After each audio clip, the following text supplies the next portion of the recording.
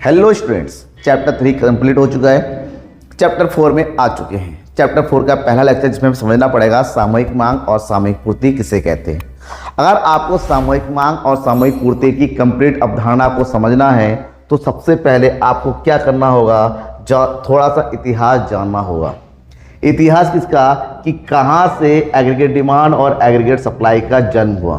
क्योंकि हम सबको पता है कि एग्रीगेट डिमांड और एग्रीगेट सप्लाई का जन्म हुआ 1929 की आर्थिक महामंदी के बाद, और इसके जन्मदाता थे प्रोफेसर जेएम कीन्स।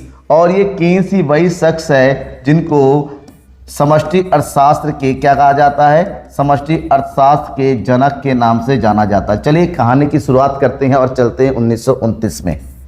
1929 में क्या हुआ, पूरे विश्व में खासकर यूरोपियन और अमेरिकन कंट्रीज में महामंदी छा गई। ग्रेट डिप्रेशन के नाम से जाना जाता है, और एक ऐसी महामंदी थी जहां पर लाखों लोगों को बेरोजगार होना पड़ा, लाखों फैक्ट्रियां बंद हो गईं, लाखों लोग जो है सुसाइड कर गए, भुखमरी की स्थिति में आ गए। और ये स्थिति 1929 से लेकर 1933 तक चलती रही। अर्थव्यवस्था की स्थिति खराब थी। बड़े बड़े अर्थशास्त्री थे जिसमें एडम स्मिथ थे, रिकार्डो थे, जेबी से आदि थे। इन लोगों का सिद्धांत था, रोजगार का प्रतिष्ठित सिद्धांत, कि पूर्ति के द्वारा मांग का स्वयं जन्म हो जाता है, सरकार को हस्तक्षेप करने की आवश्यकता नहीं है। ये सिद्धांत फेल हो गया और पूरी अर्थव्यवस्था, विश्व की अर्थव्यवस्था डबाडोल होने लगी। लेकिन किसी भी तरह से धीरे धीरे उस स्थिति को संभाला गया, लेकिन संभालने में 4 साल लग गए, 1929 से लेकर 1933। तब तक काफ़ी हद तक विनाश हो चुका था। इन्हीं सब स्थितियों को समझते रहे एक बहुत बड़े अर्थशास्त्री जिनका नाम था लॉर्ड जेएम कीन्स, और उन्होंने 1929 से लेके 1933 की स्थिति को बारीकी से समझा और परखा और देखा कि आखिर ये जो मंदी आई थी, इस मंदी के पीछे का रीज़न क्या था, इस मंदी को किस प्रकार से दूर किया जा सकता था, और अलग अलग अर्थशास्त्रियों ने इस मंदी की स्थिति को दूर करने के लिए क्या किया और क्यों असफल हुए। उन सब चीज़ों को समझा, परखा, जानने के बाद उन्होंने 1936 में अपनी एक बुक प्रकाशित की, और इस बुक का नाम था the general theory of employment, interest and money. Shortcut में इसको जनरल थ्योरी या थ्योरी ऑफ एम्प्लॉयमेंट के नाम से जाना जाता है। इस बुक को थ्योरी ऑफ एम्प्लॉयमेंट, इसका डायरेक्ट मतलब है कीन्सियन थ्योरी बोलते हैं, प्रोफेसर कीन्स की थ्योरी, जहां पर उन्होंने आय, रोजगार और उत्पादन से संबंधित अपने नियम प्रतिपादित किए, सिद्धांत की अर्थव्यवस्था आखिर किस प्रकार से कार्य करती हैं। 4 साल की मंदी को समझा, परखा, उसके बाद 1936 यानी कि 3 साल के बाद बुक प्रकाशित हुई। क्योंकि इसके पीछे उन्होंने बहुत सारे अर्थव्यवस्थाओं को देखा, अलग अलग देशों में गए, उस देशों के द्वारा सरकार की क्रियाकलापों को देखा, अलग अलग उत्पादकों की स्थिति को समझा, फिर जाके ये नियम और अपनी बुक प्रकाशित की। और यकीन मानिए, इस बुक के आने के बाद 1936 के बाद 1929 की तरह कभी भी आर्थिक मंदी नहीं आई। हाँ, ये अलग बात है, आर्थिक मंदी आई है, कमी हुई है, मंदियाँ आई हैं, महंगाई बढ़ी है, लेकिन उस तरह विनाश नहीं हुआ। सरकार ने बहुत जल्दी इस चीज़ को संभाल लिया, क्योंकि प्रोफेसर कीन्स ने सिंपल सी बात कही थी, किसी भी अर्थव्यवस्था में के 2 प्रमुख पक्ष होते हैं, मांग और पूर्ति। इसमें उन्होंने बताया एक होता है सामूहिक मांग, एक होता है सामूहिक पूर्ति, और इसमें अल्प अवधि में मांग ही सबसे ज़्यादा अर्थव्यवस्था को प्रभावित करती हैं। सरकार के द्वारा इस सामूहिक मांग को कंट्रोल में रखना पड़ेगा, विकास करने के लिए निवेश करना पड़ेगा, तभी अर्थव्यवस्था अपनी जगह पर आ सकती है, संतुलित बने। और अर्थव्यवस्था में सरकार को चाहिए कि अर्थव्यवस्था को संतुलित बनाए रखें, बैलेंस बनाए रखें, इसके लिए जो करना है करे। कई सारे सिद्धांत आए, कई सारे उन्होंने बातें बताई, कई सारे नियम बताए, जिसको हम इस चैप्टर में पढ़ेंगे, चैप्टर नंबर 4, जिसका नाम है आय और रोजगार का सिद्धांत। नमस्कार स्टूडेंट्स, मैं हूं नकुल सर।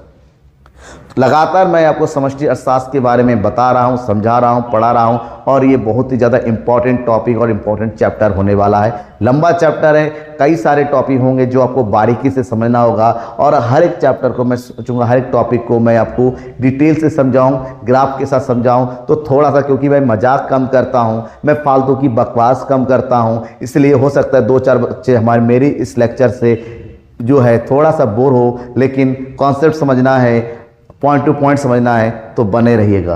तो उन्होंने क्या किया, अपनी इस पुस्तक के माध्यम से प्रोफेसर कीन्स ने 2 कॉन्सेप्ट बताया, 2 पॉइंट बताया कि अर्थव्यवस्था के 2 प्रमुख जो है कंधे होते हैं, शाखाएं होती हैं, जिसको बोलते हैं सामूहिक मांग और सामूहिक पूर्ति, शॉर्टकट में बोलते हैं एडी और एएस। और इसके पूरे नियम को जो बताया था उसको कीन्स के रोजगार सिद्धांत के नाम से जाना जाता है। और इस कीन्स के रोजगार सिद्धांत को मेनली प्रभावपूर्ण मांग के सिद्धांत के नाम से जाना जाता है, इफेक्टिव डिमांड, क्योंकि उन्होंने प्रभावपूर्ण मांग को समझाते हुए उन्होंने कहा कि अर्थव्यवस्था को हमेशा संतुलित बनाए रखने के लिए सरकार को प्रयास करने चाहिए। और संतुलित स्थिति तब होती है जब अर्थव्यवस्था का आय स्तर, उत्पादन स्तर और रोजगार स्तर तीनों ही समान हो। और तीनों तब समान होंगे जब अर्थव्यवस्था प्रभावी मांग की स्थिति को पाए। और प्रभावी मांग तब होता है जब अर्थव्यवस्था में सामूहिक मांग और सामूहिक पूर्ति बराबर हो। तो उन्होंने 2 मेन पॉइंट बताया, 2 मेन मुद्दे बताए, एक सामूहिक मांग और एक सामूहिक पूर्ति। तो हमें आज की इस पूरे वीडियो में यही समझना है कि आखिर सामूहिक मांग क्या है और सामूहिक पूर्ति कहते हैं। लेट्स बिगिन, हम इन दोनों पॉइंट को समझ लेते हैं।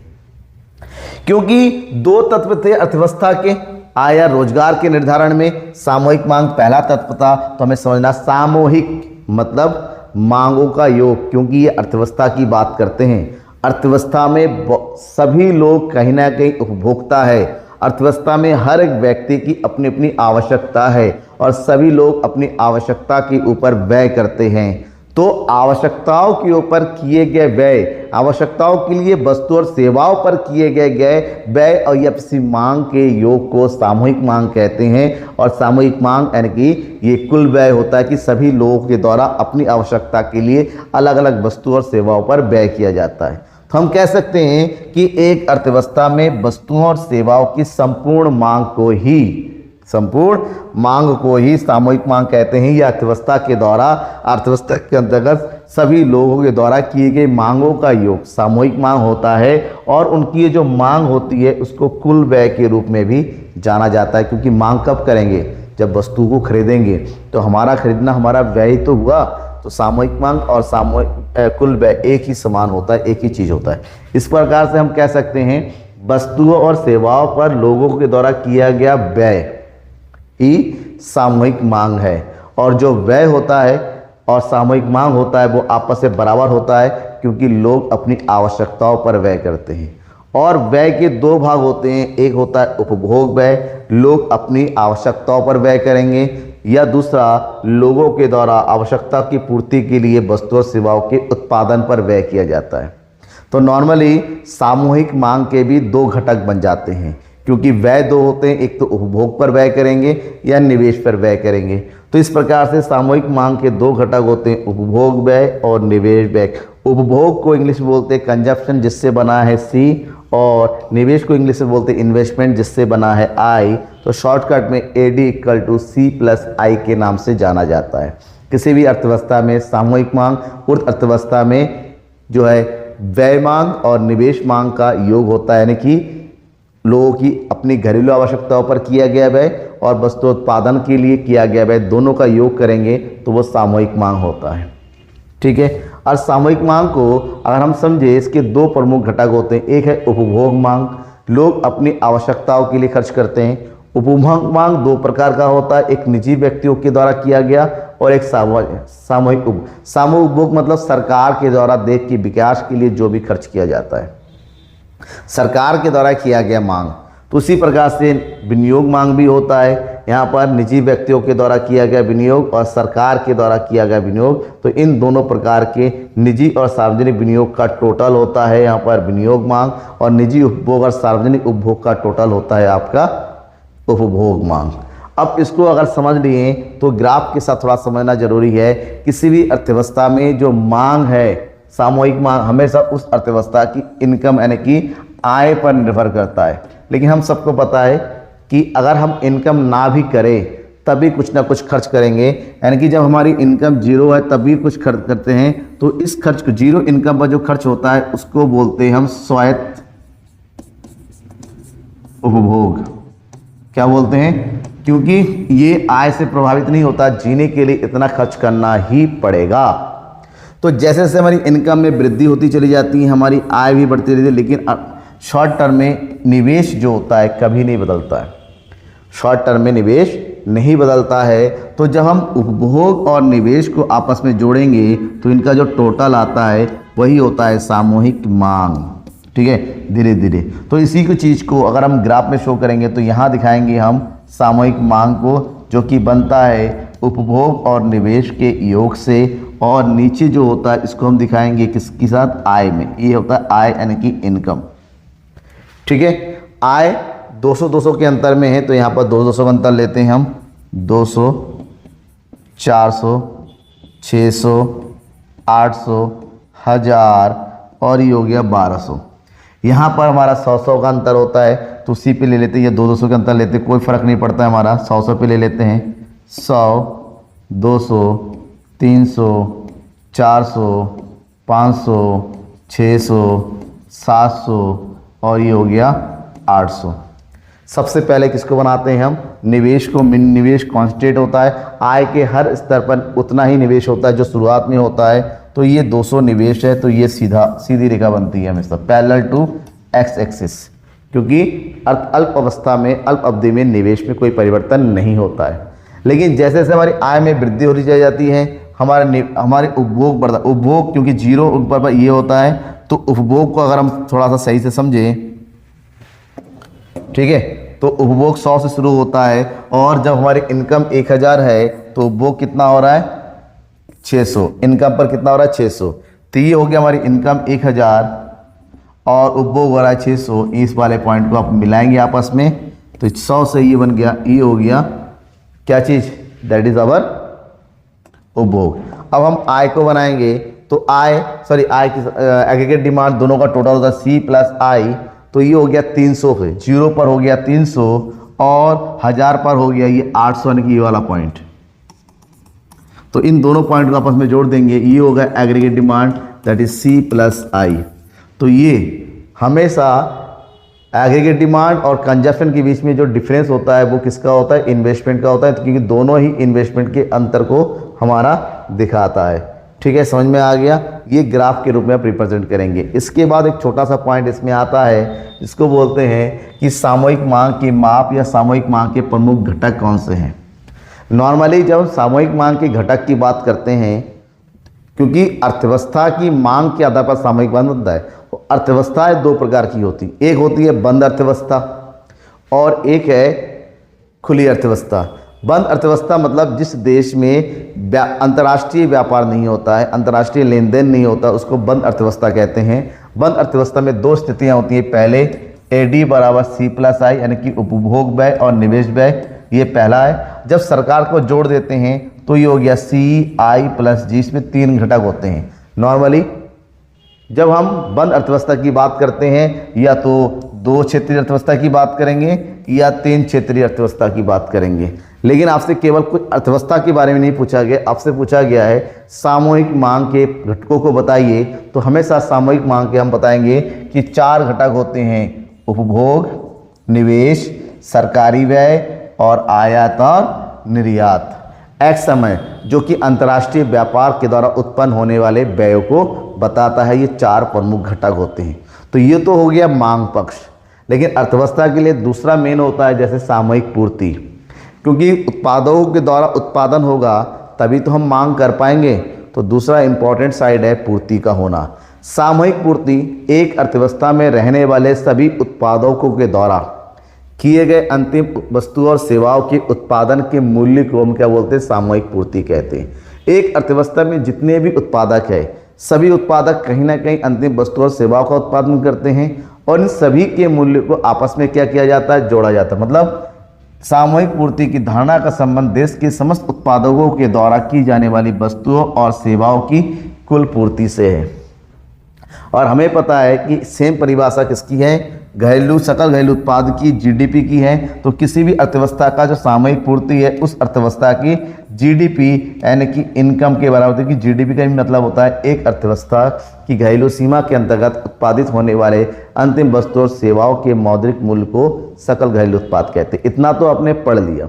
अब क्योंकि हमें पता है कि सामूहिक पूर्ति ही अंतिम वस्तु और सेवाओं के मूल्यों का योग होता है, तो दिमाग में ये रखिएगा किसी भी देश की सामूहिक पूर्ति उस देश की आय को रिप्रेजेंट करता है। तो इसको इस तरह से लिख सकते हैं, किसी भी देश की सामूहिक पूर्ति उस देश के सकल घरेलू उत्पाद अर्थात आय के बराबर होती है। यानी कि इनकम के दो भाग होते हैं, एक होता है हमारा बचत और दूसरा होता है उपभोग। अगर इनकम के दो भाग है और इनकम ही सामूहिक पूर्ति होती है तो सामूहिक पूर्ति के भी दो भाग होते हैं, एक होता है सी और एक होता है एस। दैट मीन्स उपभोग और बचत के योग को ही सामूहिक पूर्ति के नाम से जाना जाता है। इस चीज़ को अगर समझें तो अर्थव्यवस्था में इनकम के बढ़ने के साथ साथ हमारा उपभोग भी बढ़ता चला जाता है। और इनकम, जब हम बचत की बात करते हैं, बचत बराबर होता है आय माइनस उपभोग, आय माइनस उपभोग। तो ये हमारी इनकम है। इनकम का एक पार्ट हम खर्च कर रहे हैं, जीरो इनकम पर भी 100 इनकम खर्च करें तो हमारी बचत जो है माइनस में। जिससे हमारी इनकम में वृद्धि होगी, हमारा कंजप्शन भी बढ़ेगा यानी कि उपभोग बढ़ेगा, तो साथ ही साथ हमारा बचत भी बढ़ेगा। तो इन दोनों का योग करेंगे तो बनेगा सामूहिक पूर्ति। और जब इसको रिप्रेजेंट करेंगे ग्राफ के माध्यम से तो ये हो गया 0 दैट इज 200 आय, इसको बनाएंगे आय स्तर, ये हो गया हमारा 400, ये हो गया 600, 800 और ये 1000। क्योंकि आय और सामूहिक पूर्ति एक समान है तो सामूहिक पूर्ति का जो ग्राफ है बिल्कुल सीधा ऊपर बनता चला जाएगा, सीधी रेखा होगी और 45 डिग्री के एंगल पे बनेगा। और सामूहिक पूर्ति हमेशा उस अर्थव्यवस्था के उपभोग और बचत का टोटल होता है। तो यहाँ पर उसको शो करे या ना करे कोई फर्क नहीं पड़ता है। ठीक है, समझ में आ गया? कोई डाउट है तो जरूर बताइएगा। जब भी हम यहाँ पर सामूहिक पूर्ति और सामूहिक मांग को बात कर लेते हैं तो सरकार को चाहिए कि सामूहिक पूर्ति और सामूहिक मांग दोनों ही अर्थव्यवस्था में एक ऐसी स्थिति पर बने रहे जहाँ पर ये दोनों आपस में क्या हो, बराबर, इक्विलिब्रियम लेवल। तो जिस बिंदु पर ये दोनों आपस में बराबर होते हैं, AD बराबर AS, देखिए कौन सा बिंदु है, जब हमारी इनकम 600 है तब हमारे सामूहिक मांग और सामूहिक पूर्ति दोनों ही बराबर है। और अर्थव्यवस्था को इसी स्थिति पर बने रहना जरूरी है, जिस पर हम बोलते हैं इसको फुल एम्प्लॉयमेंट। क्या बोलते हैं? अर्थव्यवस्था संतुलन की स्थिति। और इसी को पाने के लिए अर्थव्यवस्था को काम करना चाहिए। तो सामूहिक मांग और सामूहिक पूर्ति में कोई भी पॉइंट आपको समझ में नहीं आया तो ज़रूर पूछिएगा, ज़रूर बताइएगा। मैं इसको एक्सप्लेन करने की पूरी कोशिश करूँगा। तब तक के लिए थैंक यू एंड बाय।